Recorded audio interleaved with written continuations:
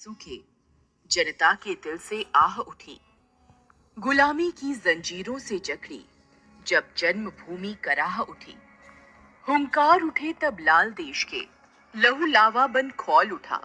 इनकलाब जिंदाबाद तब देश का बच्चा बच्चा बोल उठा।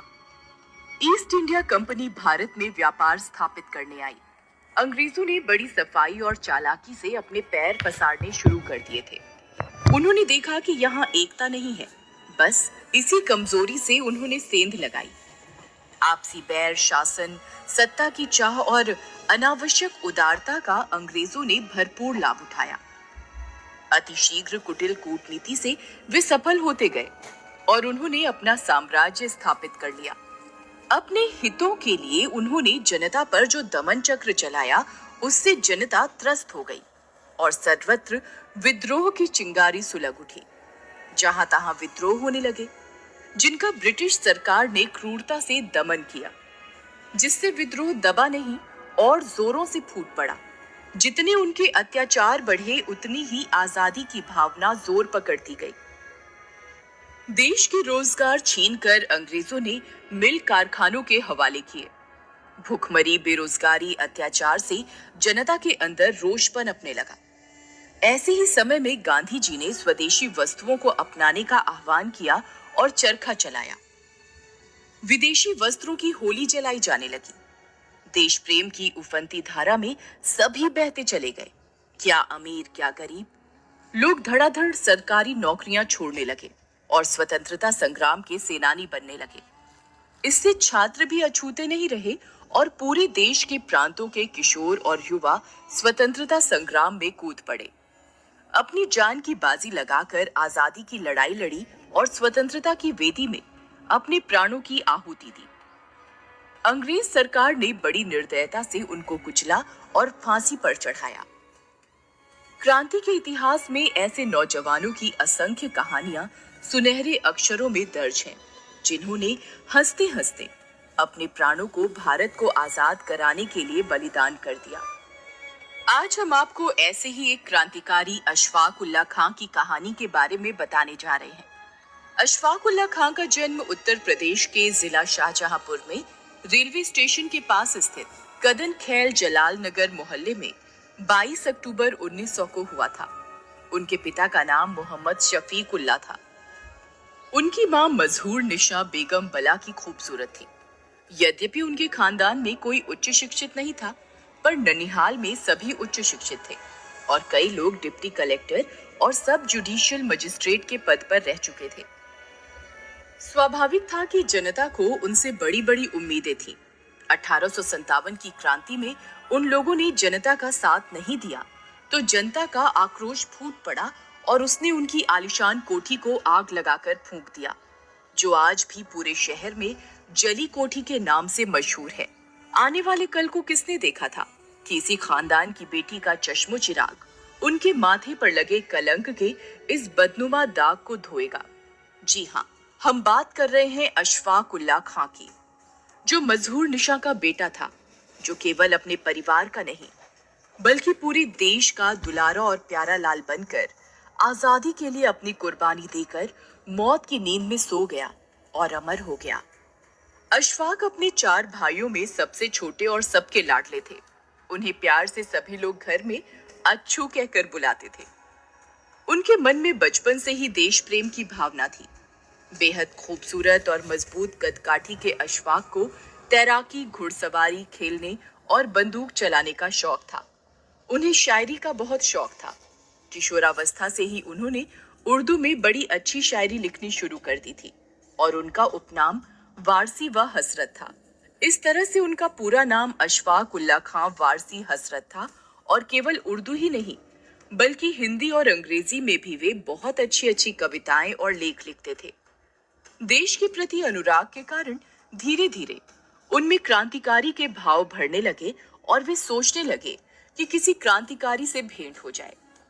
इनके बड़े भाई रियासतुल्लाह खां पंडित राम प्रसाद बिस्मिल के बहुत अच्छे दोस्त और क्लास फेलो थे।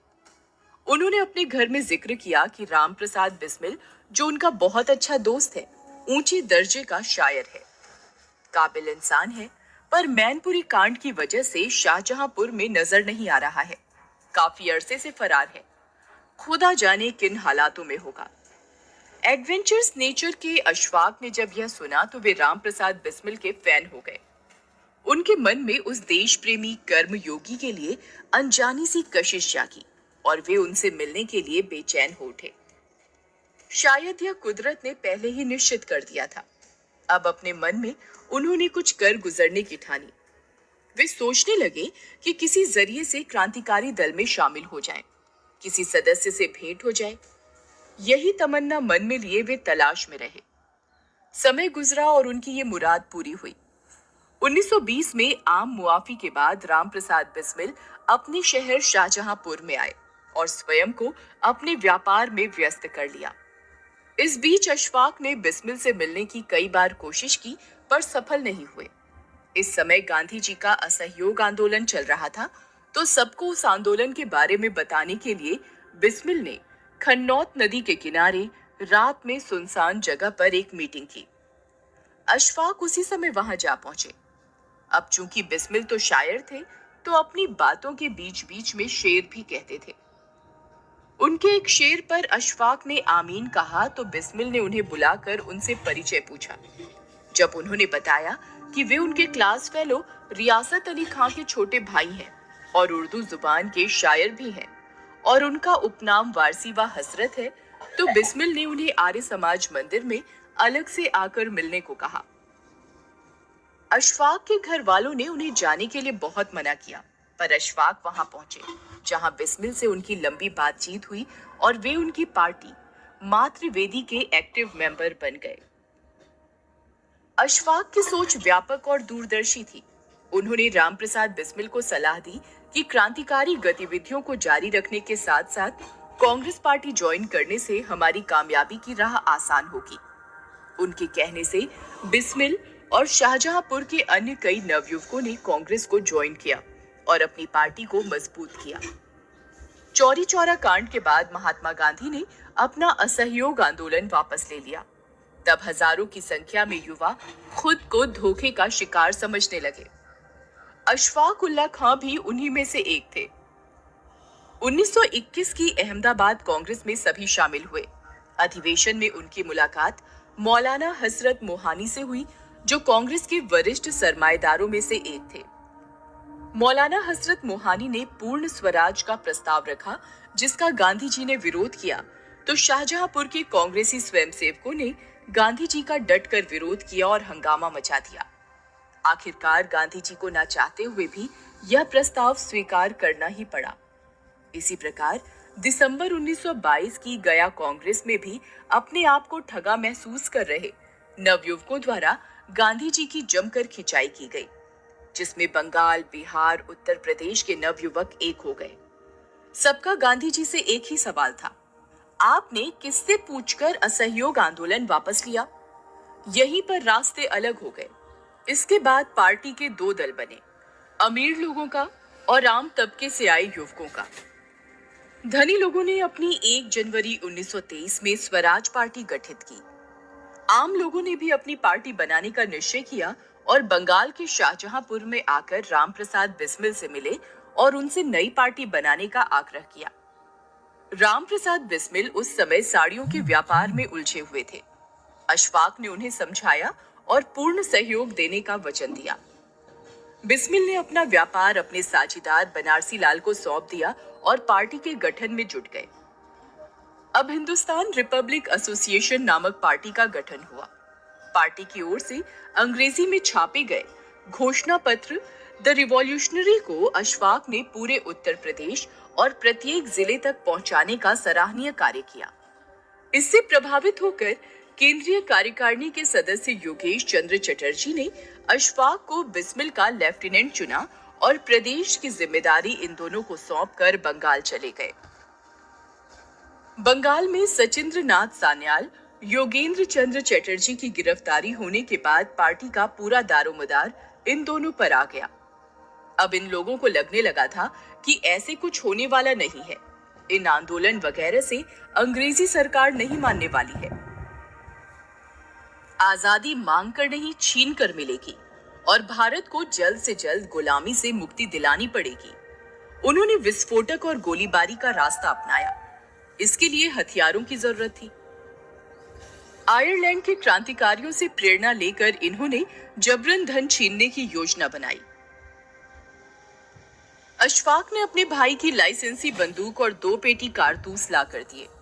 बिस्मिल ने सरकारी खजाना लूटने की योजना बनाई तो अकेले बिस्मिल ने विरोध किया कि अभी सरकारी खजाना लूटना खतरे से खाली नहीं है।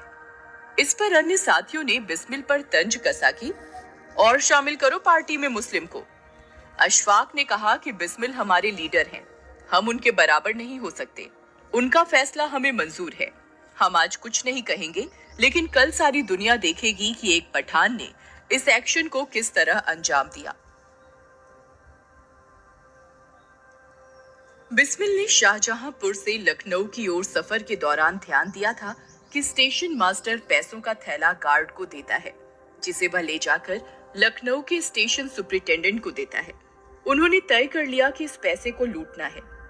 8 अगस्त 1925 को एक अहम बैठक में सहारनपुर लखनऊ पैसेंजर ट्रेन को काकोरी स्टेशन पर लूटने की योजना बनाई गई, जो हथियारों को खरीदने के लिए बनी थी।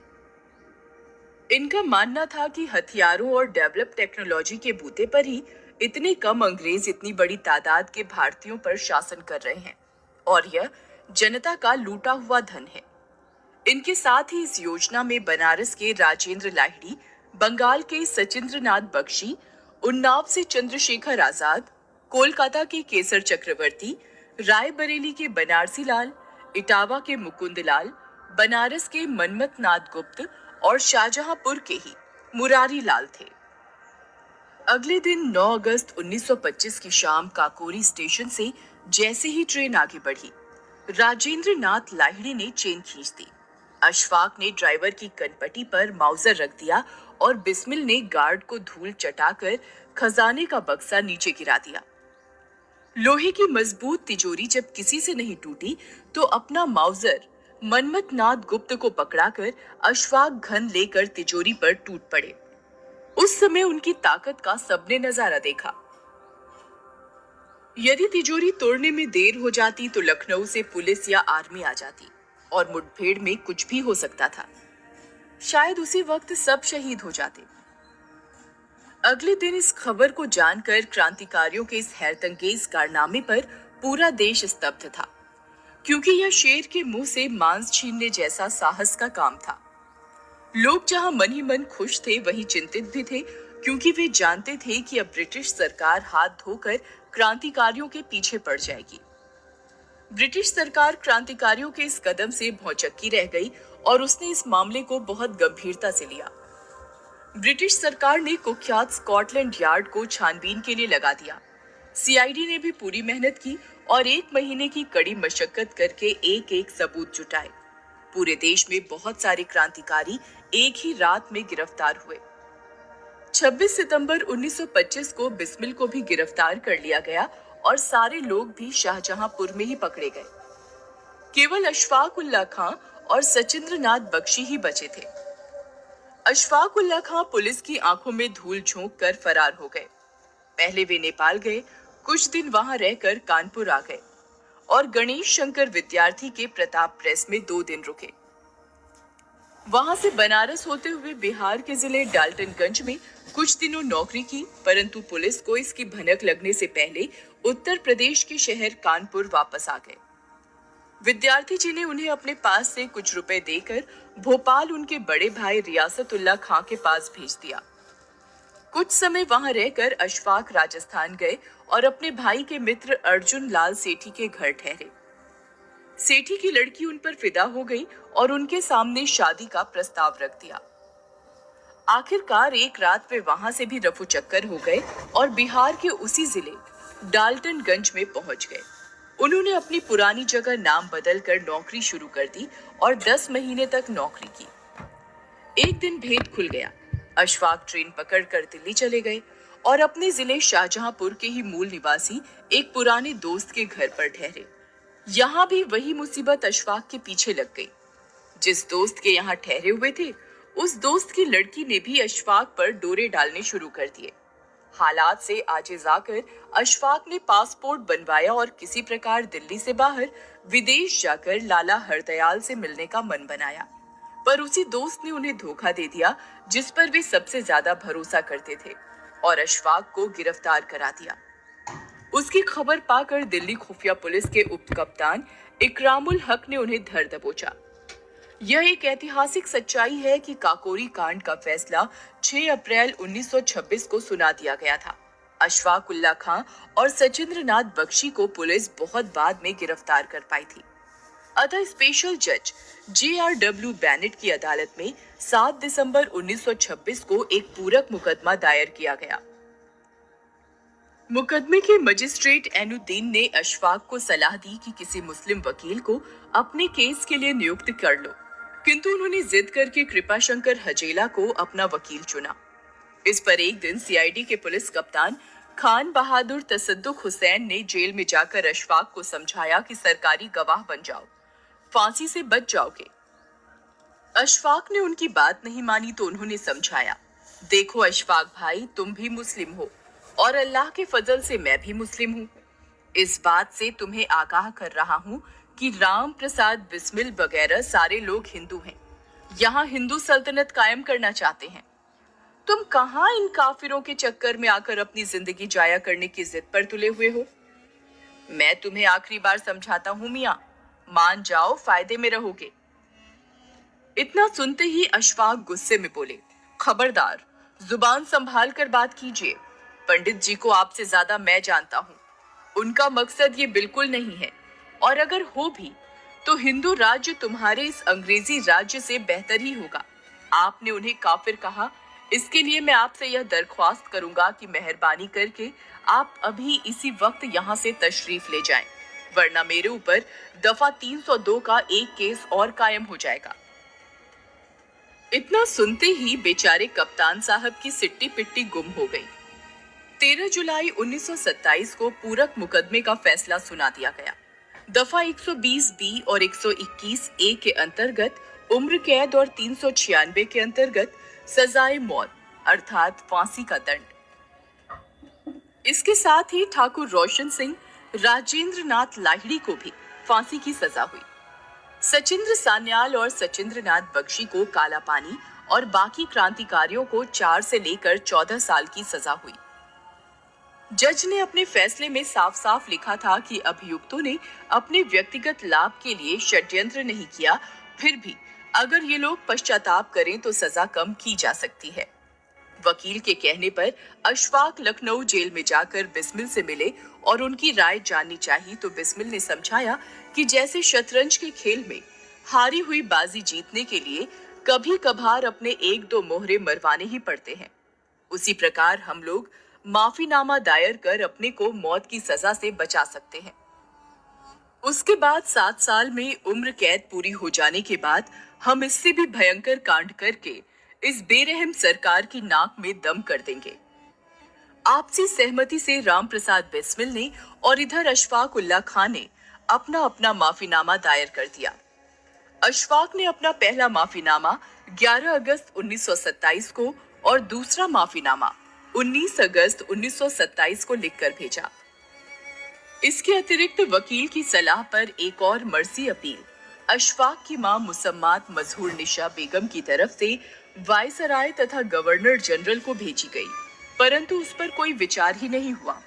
अशफाक और उसकी मां के बाद विधानसभा सदस्यों ने संयुक्त रूप से हस्ताक्षर करके संयुक्त प्रांत के गवर्नर विलियम मॉरिस को एक मेमोरेंडम नैनीताल भेजा। उसके साथ ही पंडित गोविंद बल्लभ पंत व CY चिंतामणि ने भी एक प्रार्थना पत्र भेजा, किंतु सब प्रयास बेकार ही रहे।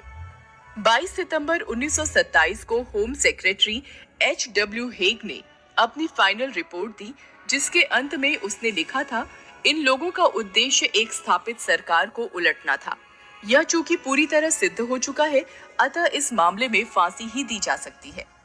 जबकि बंगाल षड्यंत्र में जिसकी यह एक शाखा थी, अब तक ऐसी कोई तथ्यात्मक पुष्टि नहीं हुई है, अतः वहां के लोगों को फांसी की सजा से मुक्त रखा गया है। मुझे पक्का विश्वास है कि यदि इन्हें फांसी की सजा ना देकर जिंदा छोड़ दिया गया तो यह बंगाल तो क्या पूरे हिंदुस्तान में फैल जाएंगे। तमाम अपीलों और दलीलों के फलस्वरूप बस इतना हुआ कि फांसी की तारीख 2 बार आगे बढ़ा दी गई। पहले यह तारीख 16 दिसंबर 1927 थी, बाद में 11 अक्टूबर 1927 हुई, क्योंकि लंदन की प्रिवी काउंसिल में मर्सी अपील की जा चुकी थी। अतः फांसी की तारीख फिर से आगे के लिए टाल दी गई। आखिरकार 19 दिसंबर 1927 को तारीख मुकर्रर हुई और इसकी सूचना चारों जिलों को भेज दी गई।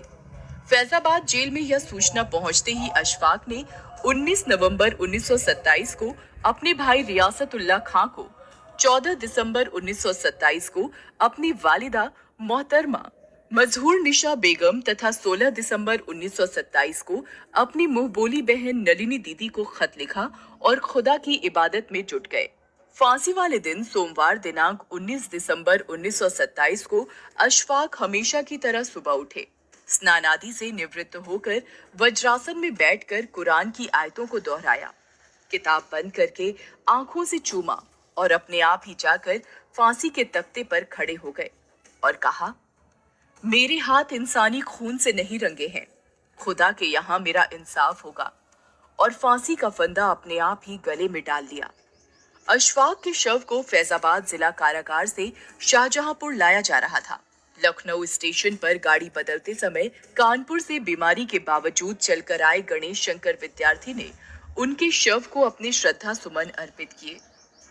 फारसी शाह फोटोग्राफर से अशफाक के शव का फोटो खिंचवाया और उनके परिवारजनों को यह हिदायत देकर कानपुर वापस चले गए कि शाहजहांपुर में इनका पक्का मकबरा जरूर बनवा देना। अगर रुपयों की जरूरत पड़े तो खत लिख देना, मैं कानपुर से मनी ऑर्डर भेज दूंगा। अशफाक की लाश को उनके पुश्तैनी मकान के सामने वाले बगीचे में दफना दिया गया। उनकी मजार पर संगमरमर के पत्थर पर अशफाक उल्लाह की ही कही हुई पंक्तियां लिखवा दी गईं। जिंदगी वादे फना तुझको मिलेगी हसरत, तेरा जीना तेरे मरने की बदौलत होगा। अशफाक यह पहले से ही जानते थे कि उनकी शहादत के बाद हिंदुस्तान में लिबरल पार्टी यानी कांग्रेस ही पावर में आएगी और उन जैसे आम तबके के बलिदानियों की कोई चर्चा नहीं होगी। सिर्फ शासकों के स्मृति लेख ही सुरक्षित रखे जाएंगे। तभी तो उन्होंने यह कथा कहकर वर्तमान हालत की भविष्यवाणी बहुत पहले सन 1927 में ही कर दी थी। जुबाने हाल से अशफाक की तुरबत ये कहती है, मुहिब्बाने वतन ने क्यों हमें दिल से भुलाया है। बहुत अफसोस होता है, बड़ी तकलीफ होती है। शहीद अशफाक की तुरबत है और धूपों का साया है। गनीमत है कि गणेश शंकर विद्यार्थी ने 200 रुपए का मनी ऑर्डर भेजकर अशफाक की मजार पर छत डलवाकर उसे धूप के साए से बचा लिया। इस तरह से यह शहीद पूरे हिंदुस्तानी जनता के दिलों में अमर हो गया और इसके साथ ही दोस्ती की दास्तान भी अमर हो गई, जिसमें हिंदू मुसलमान का भेद नहीं था। दोनों की आत्मा एक ही रंग में रंगी हुई थी और वह रंग था भारत को गुलामी से मुक्त कराना। दोस्ती की मिसाल की ये हद रही कि जहां अशफाक को उनके दोस्त ने ही गिरफ्तार कराया और मौत के मुंह तक पहुंचाया, वहीं तमाम दबावों के बावजूद भी अशफाक सरकारी गवाह नहीं बने और अंत समय तक बिस्मिल के साथ गद्दारी नहीं की। शायरी ने इन दोनों को मिलाया था। दिन प्रतिदिन इनकी दोस्ती गाढ़ी होती गई। इन दोनों की जोड़ी मशहूर हो गई थी। दोनों मुशायरा में भाग लेते थे और जिसमें वे भाग लेते थे महफिल लूट कर आते थे। एक दिन अशफाक आर्य समाज मंदिर शाहजहांपुर में बिस्मिल के पास किसी काम से गए। वह जिगर मुरादाबादी की गजल गुनगुना रहे थे। कौन जाने ये तमन्ना इश्क की मंजिल में है, कौन जाने ये तमन्ना इश्क की मंजिल में है, जो तमन्ना दिल से निकली फिर जो देखा दिल में है। सुनकर बिस्मिल मुस्कुराने लगे। अशफाक ने पूछा, क्या मैंने कुछ गलत मिसरा कह दिया? बिस्मिल ने जवाब दिया, जिगर साहब की मैं बहुत इज्जत करता हूँ, मगर उन्होंने गालिब की वही पुरानी जमीन पर घिसा पिटा शेर कहकर कौन सा बड़ा तीर मार लिया है। कोई नई रंगत देते तो मैं भी इरशाद कहता। अशफाक को यह बात जंची नहीं। उन्होंने चुनौती भरे अंदाज में कहा, तो आप ही इसमें गिरह लगाइए, मैं आपको मान जाऊंगा कि आपकी सोच जिगर और गालिब से परले दर्जे की है। बस राम प्रसाद बिस्मिल ने तभी यह शेर कहा, सरफरोशी की तमन्ना अब हमारे दिल में है, सरफरोशी की तमन्ना अब हमारे दिल में है, देखना है जोर कितना बाजुए कातिल में है। सुनते ही ऐसा अशफाक उछल पड़े और बिस्मिल को गले लगाकर बोले, राम भाई मान गए, आप उस्तादों के उस्ताद हैं। उसके बाद उन दोनों में होड़ सी लग गई और वे एक से एक उम्दा शेर कहने लगे।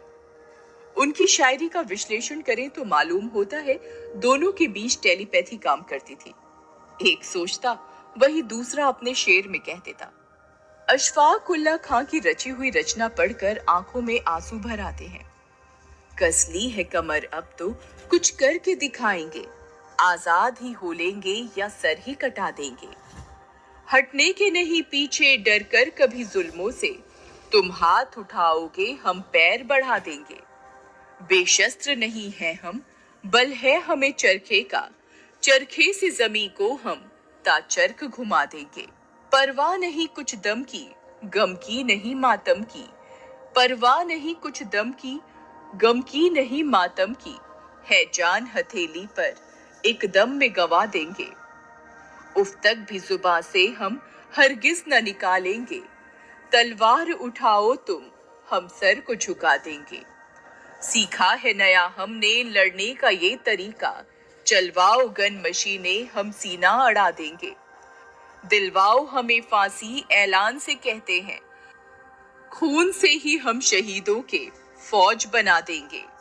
मुसाफिर जो अंडमान के तूने बनाए जालिम, आजाद ही होने पर हम उनको बुला लेंगे। यह उनकी रचना तब की है जब वे गांधी जी के विचारों से प्रभावित थे। आज जो आजादी का दुरुपयोग करके नेता हिंदू मुस्लिम का कार्ड खेलते हैं और देश को दंगों की आग में झोंकते हैं, उनके लिए अशफाक उल्लाह खां एक मिसाल है। आजादी के लिए अपने प्राण निछावर करने वाले इस देवदूत की सबसे बड़ी तमन्ना ही थी कि हिंदू मुस्लिम की एकता अटूट रहे। एक दिन अशफाक बिस्मिल के साथ आर्य समाज मंदिर में बैठे थे कि तभी शाहजहांपुर के हिंदू मुसलमान आपस में लड़ बैठे। उनमें मारपीट हो गई। कुछ मुसलमान आर्य समाज मंदिर पर हमला करने के लिए आए। अशफाक ने पिस्तौल लहराते हुए कहा, खबरदार अगर किसी ने मंदिर पर हमला किया, मेरे लिए मंदिर और मस्जिद एक बराबर है। यह देखकर हमलावर भाग गए। इतनी निर्मल और उज्जवल आत्मा थी अशफाक की कि उन्होंने फांसी के पहले हिंदुस्तान की जनता के नाम अपना अंतिम संदेश भेजा था। उन्होंने हिंदू मुस्लिम एकता के फायदे बताए, विदेशी चीजों का त्याग करने के लिए कहा, स्वदेशी चीजों को अपनाने के लिए कहा। इस तरह से 19 दिसंबर 1927 का दिन क्रांति के इतिहास में काले दिन के रूप में दर्ज हो गया, जब हिंदुस्तान का एक चमकता सितारा कहीं दूर गगन में विलीन हो गया और एक रास्ता बन गया आजादी के दीवानों के लिए। ए आजादी के परवाने, देश उस दिन कितना रोया होगा। ए आजादी के परवाने, देश उस दिन कितना रोया होगा। जाने कितनी हसरतों ने अश्कों से मुंह धोया होगा। तू गया हमें यूं रोता बिलखता छोड़कर, तू गया हमें यूं रोता बिलखता छोड़कर। कितनों के अरमा टूटे, ममता ने सुकून खोया होगा। अपने इस वीर शहीद की कुर्बानी को हम शत शत नमन करते हैं। हमारे सबके दिलों में यह वीर बलिदानी हमेशा अमर रहेगा।